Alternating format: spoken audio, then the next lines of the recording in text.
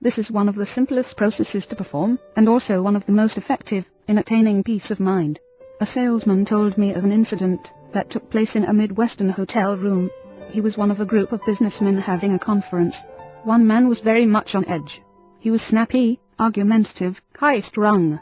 Everyone present knew him quite well, and realized he was under great nervous pressure. But finally his irritating attitudes began to get on everybody's nerves. Presently this nervous individual opened his traveling bag, took out a big bottle of brackish-looking medicine, and poured himself a large dose. Asked what this medicine was, he growled, "Oh, it's something for nerves. I feel like I am going to break in pieces.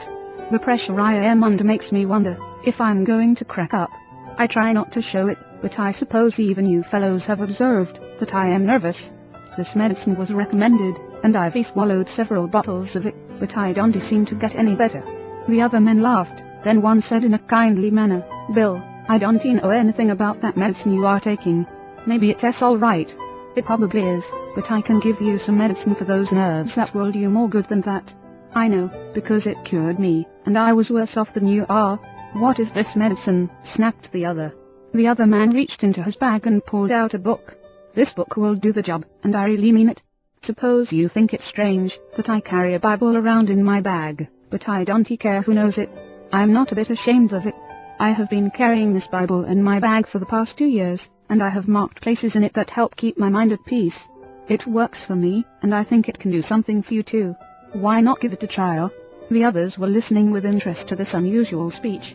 The nervous man had sunk low in his chair. Seeing that he was making an impression, the speaker continued, "I had a peculiar experience in a hotel one night which got me into the habit of reading the Bible. I was getting into a pretty tense state. I was out on a business trip, and late one afternoon came up to my room terribly nervous. I tried to write some letters, but couldn't get my mind on them. I paced up and down the room, tried to read the paper, but that annoyed me, so I decided to go down and get a drink or anything, to get away from myself. While standing by the dresser, I happened to fall upon a Bible lying there. I had seen many such Bibles in hotel rooms, but had never read any of them. However, something impelled me, and I opened the book to one of the Psalms and started to read it. I remember that I read that one standing up, then sat down and read another. I was interested, but certainly surprised at myself reading the Bible. It was a laugh, but I kept on reading. Soon I came to the 23rd Psalm. I had learned that one as a boy in Sunday school, and was surprised that I still knew most of it by heart. I tried saying it over, especially that line where it says, "He leadeth me beside the still waters, He restoreth my soul." I liked that line. It sort of got me. Sat there repeating it over and over, and the next thing I knew I woke up. Apparently I had dropped off to sleep and slept soundly.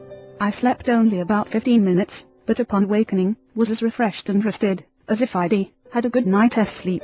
I can remember yet the wonderful feeling of complete refreshment. Then I realized that I felt peaceful, and said to myself, "Isn't it strange? What is wrong with me, that I have missed something as wonderful as this?" So after that experience, he said, I bought a Bible, a little one I could put in my bag, and I've been carrying it ever since. I honestly like to read it, and I'm not nearly so nervous as I used to be. So, he added, try that, Bill, and see if it isn't to work. Bill did try it, and he kept on trying it.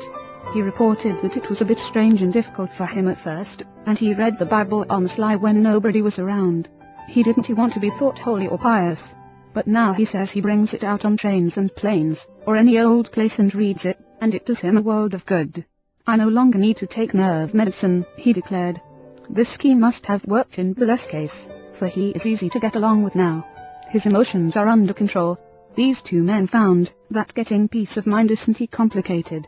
You merely feed your mind with thoughts that cause it to be peaceful. To have a mind full of peace, merely fill it full of peace. It's as simple as that. There are other practical ways by which you can develop serenity and quiet attitudes. One way is through your conversation. Depending upon the words we use, and the tone in which we use them, we can talk ourselves into being nervous, high-strung, and upset. We can talk ourselves into either negative or positive results. By our speech we can also achieve quiet reactions. Talk peaceful to be peaceful. In a group, when the conversation takes a trend that is upsetting, try injecting peaceful ideas into the talk. Note how it counteracts the nervous tensions. Conversation filled with expressions of unhappy expectation, at breakfast, for example, often sets the tone of the day. Little wonder things turn out according to the unhappy specifications. Negative conversation adversely affects circumstances. Certainly talk of a tense and nervous nature enhances inner agitation. On the contrary, start each day by affirming peaceful, contented, and happy attitudes and your days will tend to be pleasant and successful. Such attitudes are active and definite factors in creating satisfactory conditions. Watch your manner of speech then, if you wish to develop a peaceful state of mind. It is important to eliminate from conversations all negative ideas, for they tend to produce tension and annoyance inwardly. For example, when you are with a group of people at luncheon, do not comment that the communists will soon take over the country. In the first place, communists are not going to take over the country, and by so asserting you create a depressing reaction in the minds of others. It undoubtedly affects digestion adversely. The depressing remark colors the attitude of all present, and everyone goes away with a perhaps slight, but definite feeling of annoyance. They also carry away with them a mild, but definite feeling that something is wrong with everything.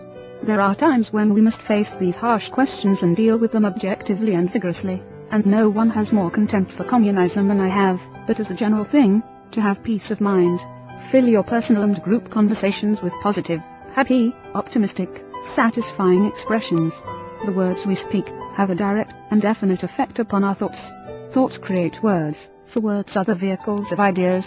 But words also affect thoughts and help to condition, if not to create attitudes. In fact, what often passes for thinking starts with talk.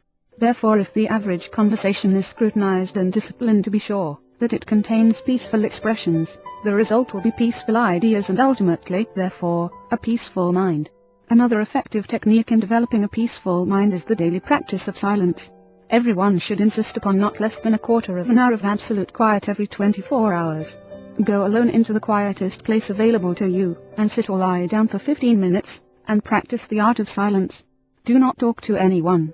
Do not write. Do not read. Think as little as possible. Throw your mind into neutral.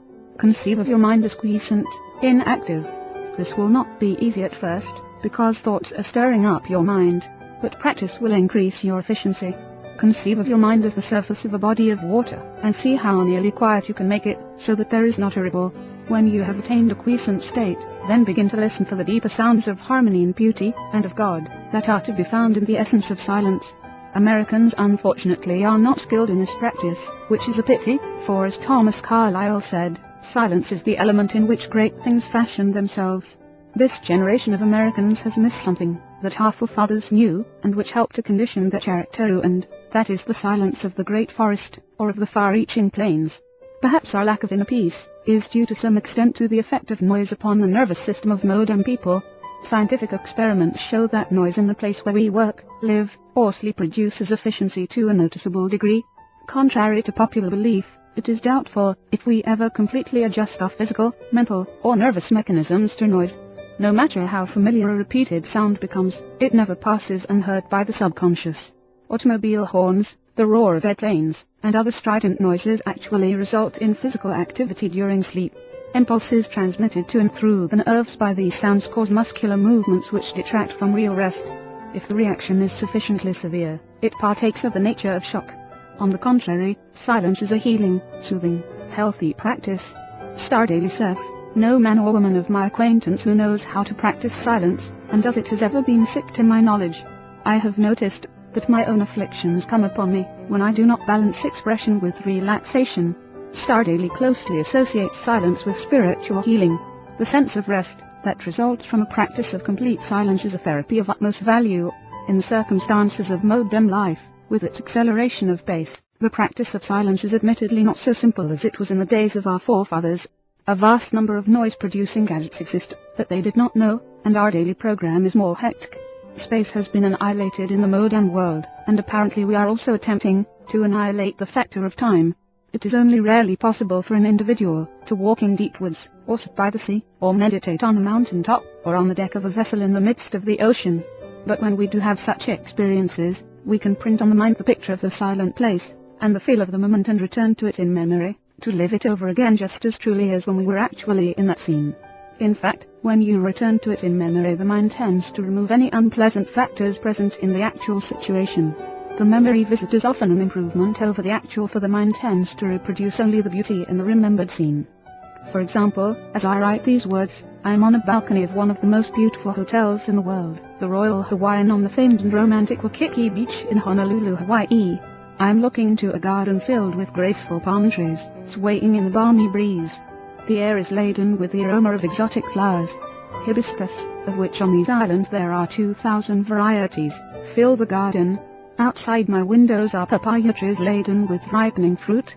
The brilliant color of the royal poinciana, the flame of the forest trees, add to the glamour of the scene, and the acacia trees are hung heavily with their exquisite white flowers. The incredible blue ocean surrounding these islands stretches away to the horizon. The white waves are surging in, and the Hawaiians and my fellow visitors are riding gracefully on surfboards and outrigger canoes.